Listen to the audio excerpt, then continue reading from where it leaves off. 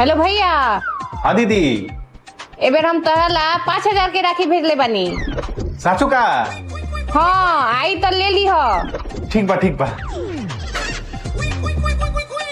वाह हमार बहन कितना अच्छा भी है, हमरा कितना माने ले।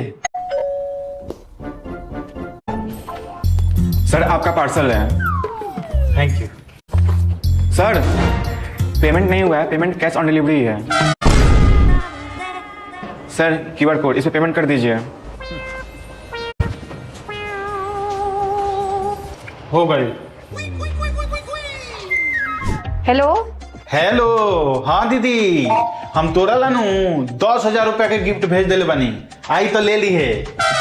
10,000 के गिफ्ट? ठीक बा ले लेम। अब पता चली। अरे वाह हाँ भाई हमरा ला 10,000 रुपए के गिफ्ट भेजले बा। लागत